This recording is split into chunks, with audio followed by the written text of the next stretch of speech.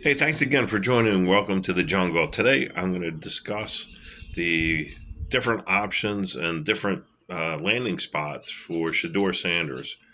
Sanders had an outstanding career both at Jackson State, HBCU college that his father coached him at, as well as when they both left there to go to the University of Colorado in the Pac 10. Sanders has had a lot of different landing spot possibilities, anywhere from number two with the Giants to number three with the Cleveland Browns to as far down as him actually going into the second round. And the reason I think, well, let's put it this way: there's positives and negatives to everything about him. Number one, you look at what he did on tape and his numbers, and especially what he did his senior year at Colorado. Now his junior year at Colorado, no offensive line, and he still did very very well. His senior year, offensive line still wasn't great, but he put up 37 touchdowns. And completed 74% of his passes, which is amazing. I mean that those are just outstanding numbers, and to do that with not a great offensive line and him not being the most mobile quarterback is quite impressive. So on tape, he checks off all the boxes. I think a lot of the issues that are coming out. I mean, one of the issues that he's getting knocked down for is arm strength. Uh, I think some of the other reasons are if you look at who he had as receivers, Jimmy Horn Jr. and Travis Hunter, who's going to be most likely the third pick overall with the Cleveland Browns.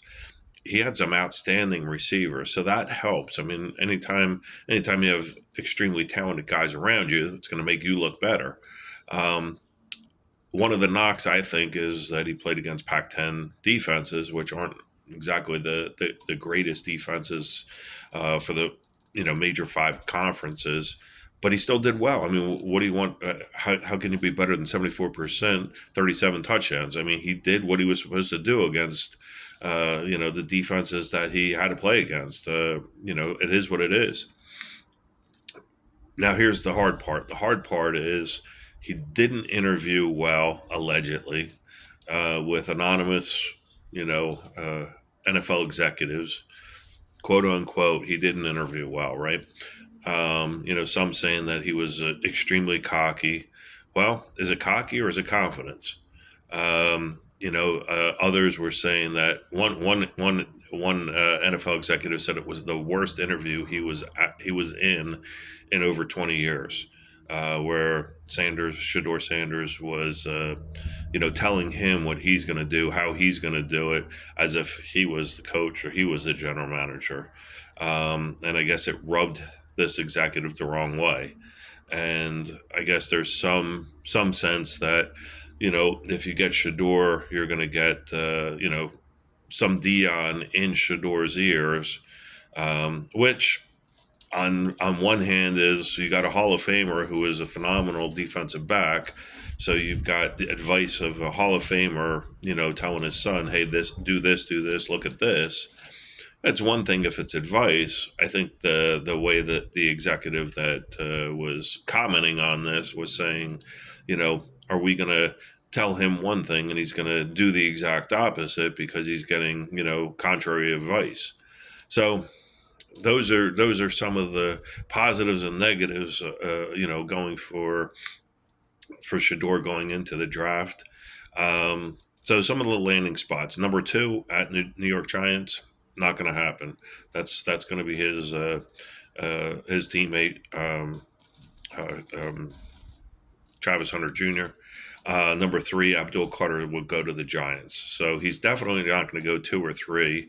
His next opportunity is probably at number nine with New Orleans, where Kellen Moore, the ex-Eagles um, offense coordinator, is there, and ex-quarterback too. Kellen Moore was a quarterback in college and in the pros.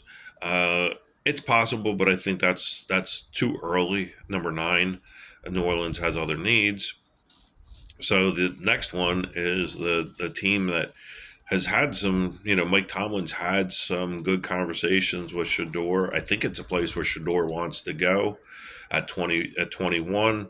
Uh, Distinct possibility. The Steelers are also looking at Aaron Rodgers. They're also looking at Kirk Cousins. I think the Rodgers game is getting old, and as Snoop Dogg said, if you're going to sign. If you're not, kick rocks. You know, because I think everybody's sick of the Aaron Rodgers drama. And him being a diva, and letting other people know when they're going to be. Graced with his services. I think everybody's sick of the game. And that's why I think Kirk Cousins actually makes more sense than Aaron Rodgers, because Kirk Cousins is generally regarded as one of the nicest guys in sports, period, let alone football. And he's still got 2 years left on his contract that he just signed with Atlanta. Atlanta doesn't want him anymore because they have Michael Penix, which leaves a $27.5 million backup. Makes sense for Pittsburgh.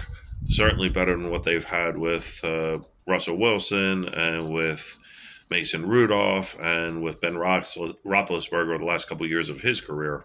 So I think that Kirk Cousins is viable. And then the Steelers could then go ahead and draft Quinn Ewers or from Texas, or Howard from Ohio State, amongst other rookies in the draft, probably in the third, fourth, fifth round, and then they can go ahead, learn, and get groomed by Kirk Cousins to kind of take over the job in 2 years. I think that would make the most sense if they don't take Sanders. And then I guess the next opportunity would be, a team possibly like the Rams, to take him late first round, or more realistically, because I think the Rams might be targeting Jackson Dart at the late first round stage. So I think it's possible that the Giants or the Browns could get him as the first or second pick in the second round, and I think that's a possibility. Now, this all could go, haywire, as New Orleans might just go ahead and do it with the number 9 pick. But I think that's a reach.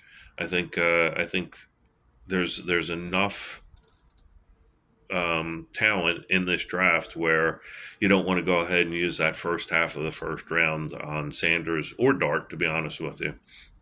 So that's my take on Sanders.